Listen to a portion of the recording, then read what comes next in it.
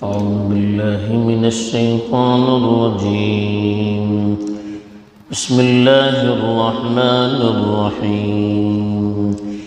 يا أيها الذين آمنوا لا تتخذوا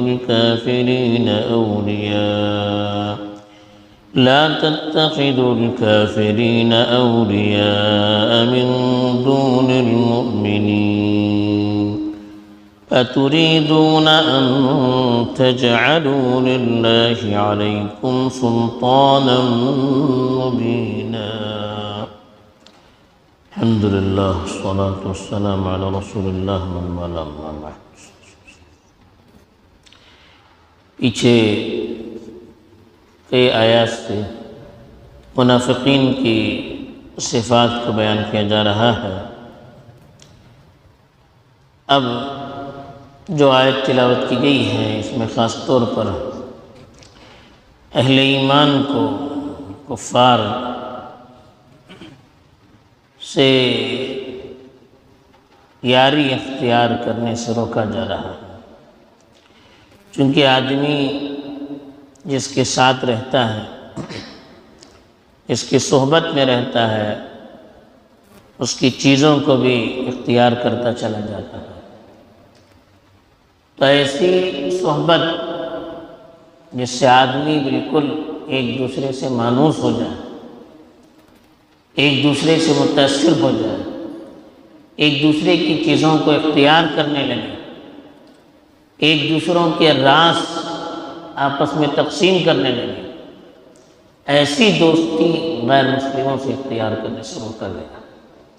ورنہ ذاتی تعلقات رکھنا، انسانی ہمدردی کا معاملہ کرنا، آپس میں تعلقات قائم رکھنا، لین دین تحفے تحائف کے ذریعے سے آپسی تعلقات کو بڑھانا، پڑوسی ہو تو ان کا خیال رکھنا، ان کے دکھ درد میں شریک رہنا، ان سب چیزوں کی تو اسلام ترغیب دیتا ہے کہ سامنے والا چاہے غیر مسلم ہو اس کے ساتھ اچھا برتاؤ رکھنا چاہیے، اچھا سلوک کرنا چاہیے، اچھے تعلقات قائم رکھنا چاہیے. لیکن دلی تعلقات قائم کرنا، آپس میں اپنا ایک دوسرے کو رازدار بنانا، ایک ایمان والے کو ایمان والوں کے ساتھ اس طرح کا معاملہ کرنا چاہیے، غیروں کے ساتھ اس طرح کے تعلقات رکھنے سے روکا گیا. اس لیے کہا کہ یا ایھا الذین آمنوا، اے ایمان والو، لا تتخذوا الکافرین اولیاء من دون المؤمنین، مومنوں کو چھوڑ کر کافروں کو یار اور دوست مت بناؤ. اس کی وجہ یہ ہے کہ آدمی جہاں رہتا ہے، جس کے ساتھ رہتا ہے، اس کے اثرات اس کے اندر منتقل ہونا ضروری ہے.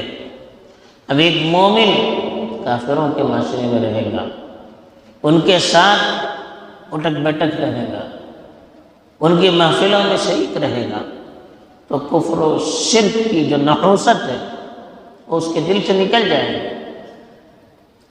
اور آہستہ آہستہ کفریہ ماحول سے، کفریہ اعمال سے اس کو لگاؤ اور مناسبت ہوتی چلی جائے گی، اور وہ غیر شعوری طور پر ان اعمال میں اپنے آپ کو شامل کرنا شروع کر دے گا. اور ظاہر بات ہے غیروں کے ساتھ جب یاری رہے گی تو پھر اپنا راز بھی ان کے سامنے بیان کرتا چلا جائے گا، اندرونی چیزیں ہمارے معاشرے کی ان تک پہنچانے کی کوشش کرے گا. تو اس طرح سے پھر ہماری طاقت بھی کمزور ہو جائے گی، ہمارا راز بھی فاش ہو جائے گا. پھر کوئی قوم، کوئی طاقت اپنے بل بوتے پر قائم نہیں رہ سکتی جب اس کا راز محفوظ نہ ہو، جب اس کی اندرونی چیزیں محفوظ نہ ہو. اس لیے ایسے تعلقات قائم کرنا جس سے ایک دوسرے سے متاثر ہو جائے، جس سے ایمان اور اخلاق پر برا اثر پڑ سکے، جس سے اسلامی معاشرے کو نقصان پہنچ سکے، ایسے تعلقات قائم کرنے سے روکا گیا. ورنہ ایک انسان ہونے کے ناطے آپس میں تعلق قائم رکھنا اس سے اسلام کو بھی روکتا نہیں ہے. ایمان سب سے قیمتی چیز ہے، ایمان سے بڑھ کر کوئی چیز نہیں ہے، جس سے ایمان کو نقصان ہو سکتا ہو، اخلاق کو نقصان ہو سکتا ہو، اس سے یقیناً روکنا چاہیے تھا۔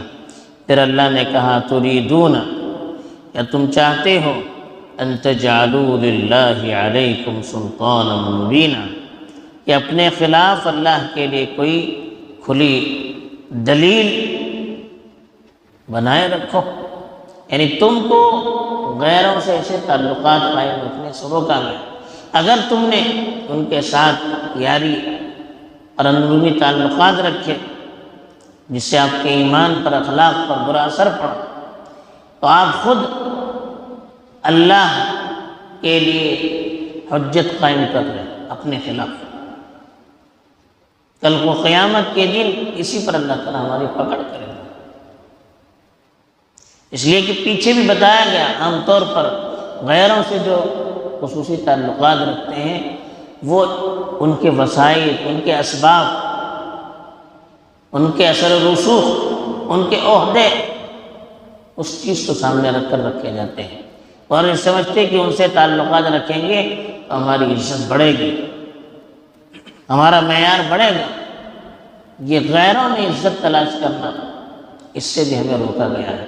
تو اسی لیے کہا کہ تم اپنے تعلقات قائم کر کے ان کے ساتھ اپنے خلاف اللہ کے پاس دلیل قائم مت کیجیے، پھر اللہ کے پاس کوئی طاقت تمہیں بچانے کے لیے موجود نہیں ہو سکے گی، کوئی طاقت تمہیں اللہ کے عذاب سے، اللہ کی پکڑ سے محفوظ نہیں رکھ سکے گی۔ بہرحال جو پیغام دیا گیا ہے ہمیں اس پر غور کرنا چاہیے اور اپنی زندگی کو اس کے سانچے میں ڈالنا چاہیے۔ آمین۔ وآخر دعوانا ان الحمد للہ رب العالمین۔